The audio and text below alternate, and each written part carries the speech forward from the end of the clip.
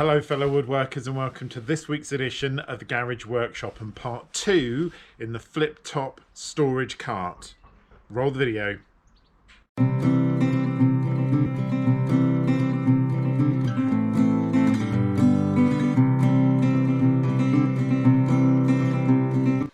So the first thing I did at the beginning of day 2 was to cut a piece of wood, and this is the scaffolding board that I bought from B&Q, which I mentioned in a few of my videos. It goes on and on and on, this stuff.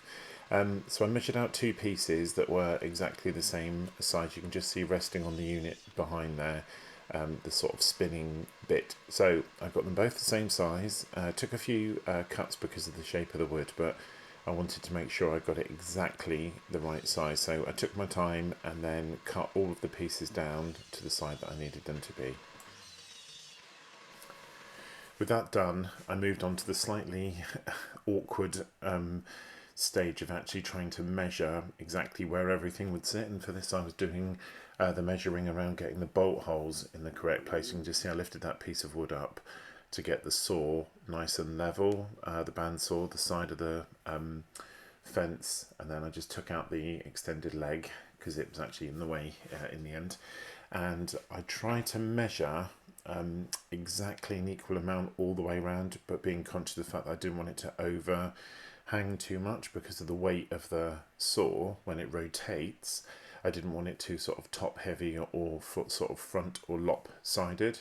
So I eventually settled on a measurement of 15 millimeters, I think it was, on the front, and about 30 millimeters on the back. So 150 on the front and 30 on the back, which seemed to be about the right size. And when I got it all nice and placed, I then put in the marks where the internal legs supports needed to go. I then moved on to the pillar drill, which was a lot easier to centre because obviously it's a lot smaller. What I was conscious of here was not having it too far back, because I didn't want the sort of back part, the mechanism part of the pillar drill, to hang too far out of the back, if you see what I mean, like I'd done with the bandsaw. But obviously this had a bigger gap at the front. I think it was 200mm at the front, and again I just put the marks in where I wanted the internal struts to go for the next stage of the project.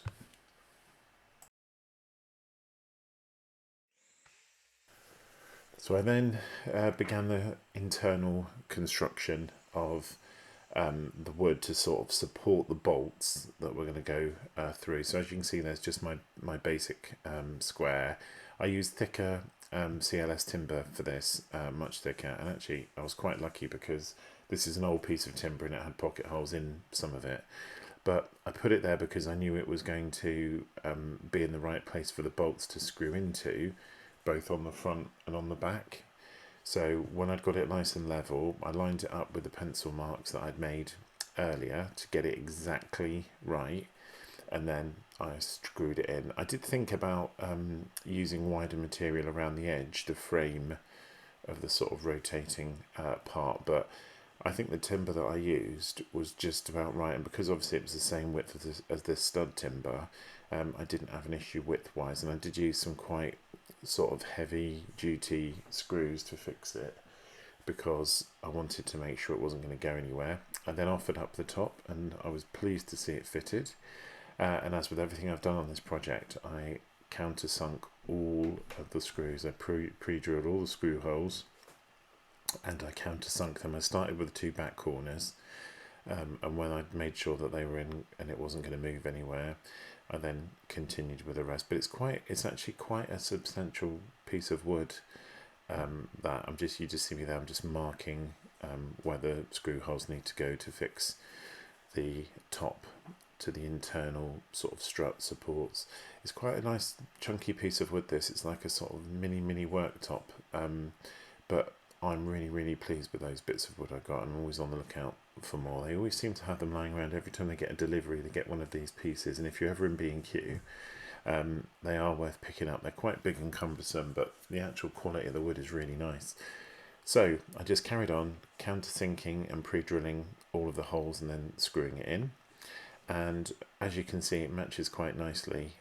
It matches the desk below, my work top below, but it's quite nice wood. It's better than the sort of other wood that I would usually have used for this. So got all the screws in, eventually, took quite a long time, and then I offered up the bandsaw just to measure up and make sure that it was in the right place so that I can actually put the holes through the sort of rubber feet. Now I made a really conscious decision to take the rubber feet off. I did think about whether or not I could keep them on or whether I should keep them on. I've kept the feet, but I made a very conscious decision to take them off. I don't know if that's the right decision, I have to be honest. We'll have to wait and see, I suppose, when it's used, whether it vibrates too much. But I did that very deliberately, because A, the feet are flat on the bottom and I'd have to screw through them anyway, and B, I just didn't want that extra layer. So when I'd taken the feet off, I used my marking pencil and I just marked through all 4 holes in the top so that I could make some really accurate drills. And I used quite a chunky drill when I did this. I think I used a 10mm drill bit. Then I just drilled through the holes where I'd marked them, and drilled through into the wood below.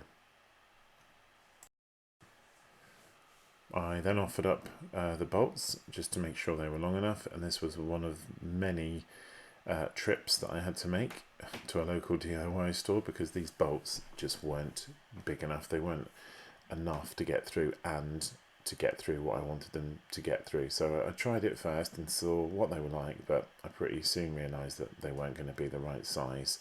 When I offered it up, it became apparent that they weren't going to be big enough for what I needed them to be.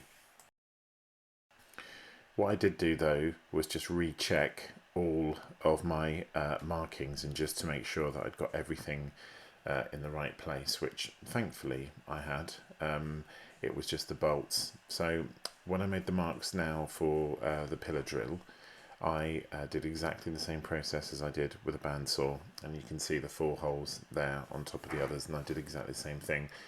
Drilled them out using the 10mm drill bit, and it would have been nice if I'd been able to find a way to get them sort of the bolts to go through one tool straight away down into the other, but obviously that didn't work. So having now had a trip to the local DIY shop, you can see the bolts are significantly bigger.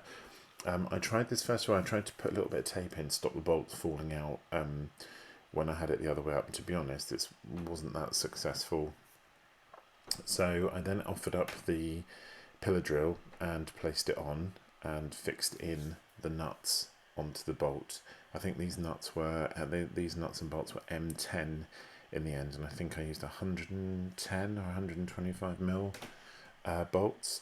So when I did it, I secured them with a adjustable spanner, and then used my DeWalt socket set to do them up.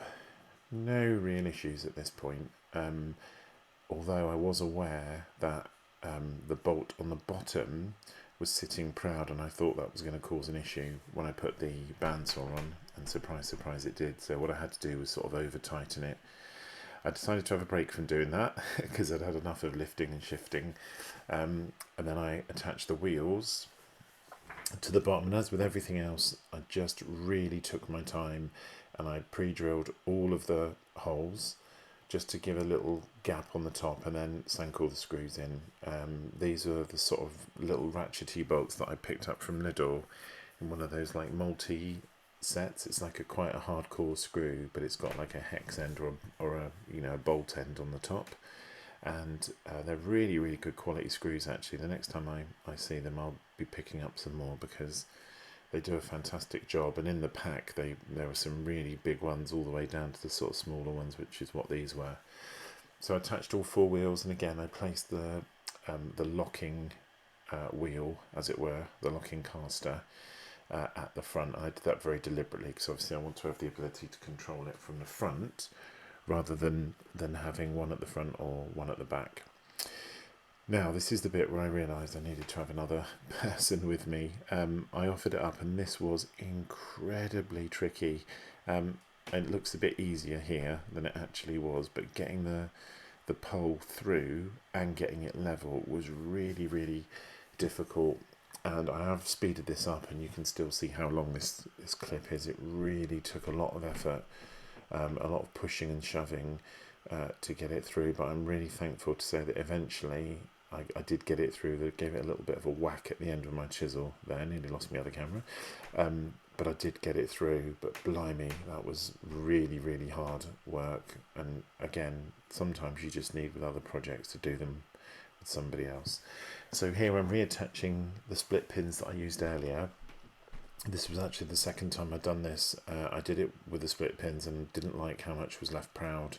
They weren't really quite long enough, so I redid this step. I did that off camera. I didn't need to see two lots of attaching split pins, but I did it this time, and I added much longer split pins. It was quite fiddly doing this actually. Sort of bending the ends open was more problematic than I thought, and I did wonder whether I would have been better off using a nail or maybe a thin bolt, but these split pins are pretty sturdy, and I think they'll do a good job. So when I'd managed to get them all through, also it gave me the opportunity to get the spacing exactly right, because obviously the width of the split pins are quite they're quite wide really. They take up the whole hole, but the metal that they use is really good. It's quite sort of thick and sturdy, so I eventually managed to cajole them into place with a little bit of finagling, as you can see, but I got my pliers eventually on the end, and I got them into place, which I was really pleased about, because it then wouldn't move. And also, of course, the key thing was it put the space in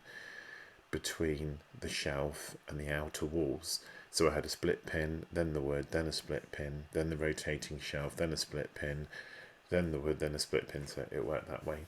I then offered up precariously the bandsaw. Now I chose specifically to put the two tools in the same orientation, if you see what I mean. I know they're upside down, but they're both facing the front, so the back of the bandsaw is above the back of the pillar drill. I don't know if that was the correct thing to do, time will tell I suppose, but it was what I wanted to do. Now this was the trickiest bit. Getting the first bolt on, that wasn't a problem at all. I just managed to get it on because obviously I could get my hands there, feed it through, and once I'd got the nut on a bit, it was okay. But as you can see me there with the pliers, the bolts kept sliding back, which was really, really pain, because obviously I didn't have access to them. As you can see, they're covered by the pillar drill above, so that was really, really difficult. And I have to be honest, I relied a little bit on the power of gravity here to at least get the bolts on a bit. Now I went for a tightening up before I actually put the clamp on and the adjustable spanner on. I did my final tighten. I just sort of clamped it up to get it to a certain point. Here I tried to prop it open, which was a bit of a disaster. It didn't sort of work. I just tried to prop it to keep it in the same place, but it didn't work. But I did manage to do it eventually. I then went on to cutting. These are the strips for the top. I just ran them, again, the same material which I ran through my table saw. I was very, very careful here because I realised I'm working very close to the blade. So I stuck the strips back on. You can see there I attached a bolt, so I stuck the strips on the top, and that glue, as good as it is, was never going to be enough. So I've got out my brad nail and my nail gun and just put in a few tacks, which you actually can't see because of the nature of the holes and the colour of the wood. You can't actually see very easily where they are. But when it was attached, it matched obviously the top of the table, so it's all in keeping, which was nice, which is why I chose to use this wood and I didn't use the plywood. And at some point, I think I've got some of that sort of sticky backed sort of fake vinyl stuff, which I think I'm going to put on the side panels, because I've got one that nearly matches that, and I think it will just look better. I then marked up and again pre-drilled all the holes for the bolts, which were pretty straightforward to put in, luckily. But I have to be honest, by now I was getting a bit tired. It was quite a long day, and it's quite a long build, this one, so I was a little bit exhausted at the end, but I attached all of the screws to the bolts on all of the sides. And then I went back and I cut these are the strips for the sort of front of the unit, you'll see what I mean in a minute. And again, I was really careful here. You've got to be so careful with fingers, and I know it looks like my finger's getting very close to the blade, but I was incredibly careful. Again, then I started off using that brush, which was rubbish. Went back to my old primary school glue spreader. So I put some glue on. I think I mentioned earlier in the video about the tight bond. It's brilliant, this glue. Really like it. In fact, I bought some more because it was on sale on Amazon.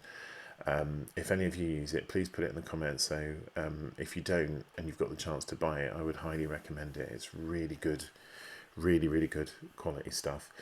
So I spread it all on, which took a bit longer than I thought it was going to do, and then I offered this up on to the front of the cart, and as you'll see in a minute, it was actually a really good finish.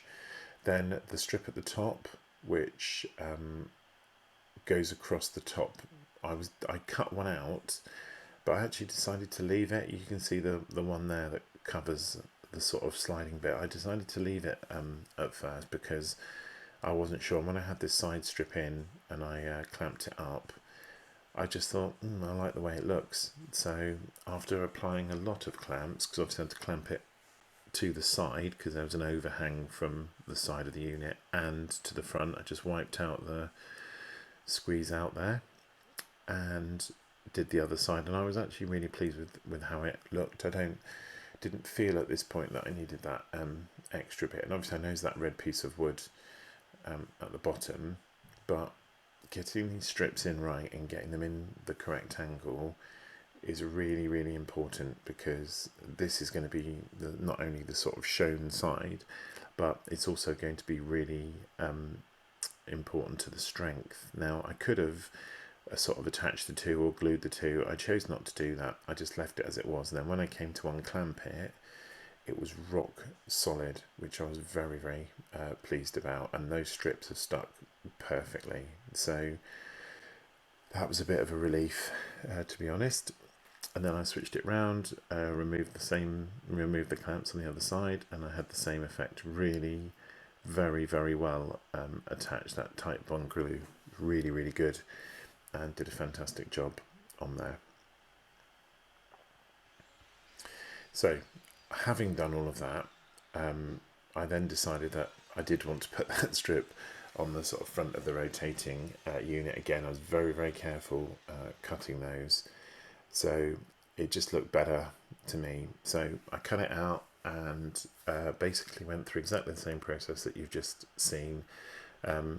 Spread it with my trademark glue spreader, my finger, spread all the glue on it, got it all nice and glued up, and then I just attached it. Now this was much trickier than it looks, and I did have a bit of a fight with the clamps. As you see, it fell straight off, so I decided to reach for the clamp, but I did have a bit of a difficult time here. I got these two clamps, these two sash clamps on, which wasn't a problem, that was fine, but I wanted something else, some extra clamping, because I didn't think those two were enough, and again they fall off again. I think it fell off a couple of times. I didn't really have the extra oomph that I needed, so I had to sort of use two F-style clamps and sort of put them together. You'll see what I mean in a minute, but it wasn't exactly ideal. And that was the last stage. So I was very pleased to see that with the gluing finished, we were done and the cart was finished. Okay, so we've come to the end of the build, and what are my overall thoughts? Well, I have to be honest, before I made this I did a lot of research on YouTube, and I watched a lot of DIY YouTubers that had made flip top carts like this, and I'm going to be honest, I thought it was going to be a lot easier than it was. Not that it was difficult, I think it was time consuming, and when you watch videos on YouTube sometimes you don't realise the time that goes into them, and this has taken me pretty much 2 solid days of working to get it where it was. to where it is now. So a lot of time in there, and also a couple of lessons I've learned about organisation. There's a few things that I had to stop and make trips to the shop and come back again, where had I done a bit more planning and thought a bit more about it, I probably wouldn't have had to do that. Most notably the bolts. This is the third set of bolts that I had to get. I got some that weren't long enough, I've returned them and got ones that are long enough. Rather than measuring and getting it right, I got them wrong, so I had to go back 3 times. But in terms of the actual car, I am really pleased. My number one worry coming into this project was about its rigidity and how strong it would be, because essentially it's a U-shape open top. Now, it does wobble, and I'm not going to deny it, it does, but it's a lot stronger than I thought it was going to be. And if I'm using it for a prolonged amount of time, I would probably clamp it to a bench anyway, to be honest with you. So in terms of how strong it is, it's stronger than I thought it was going to be. My other main concern was about this, the pipe that's going through the middle being able to hold the weight, because these 2 units together are quite a substantial chunk of weight. And I'm really pleased to say that that is really strong. I actually originally was going to go for a sort of curtain pole type material, but I went to the local DIY shop and got a really thick steel tube, so that's held up really, really well. In terms of how it looks and how it works, I'm really, really pleased with it. A couple of things I do need to do.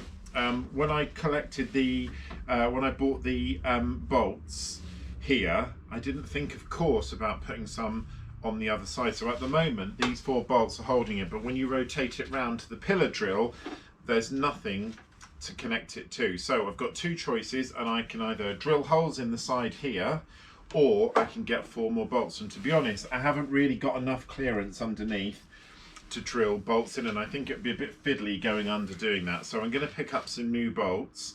And there's one other thing, which is on this corner over here. For some reason the level of this corner is lower, and I don't understand why. I think it must be to do with the way that I've got the pole in, but there's a couple of little bits of plywood underneath that which is holding it to the right level. It's not really good. It's good enough to finish it so I can move it, but not really good enough to use it. So what I'm going to do is get another piece of this material and just wedge it underneath that. Although it be raised on one side, it'll be better. And actually, technically speaking, this is going to be the back, because the pillar drill is going to be on the top most of the time, because it's slightly heavier. So the whole unit is going to rotate, and when it does, this will be essentially the back, and this will be the front. So it'll be a lot better. But overall, out of 10, I would say a good 7. I'm very pleased with how it's come out, and hopefully I've learned a lot from it. I hope you've learned a lot from watching these 2 videos. Sorry the videos were a bit longer, but because I did so many things in this, I didn't want to cut any out, hence why I split the video into 2. If this is your first time at the Garage Workshop, please subscribe, don't forget to like and comment, and if you're a regular viewer, thank you so much for your ongoing support. I'll catch you in next week's video, fellow woodworkers. Take care.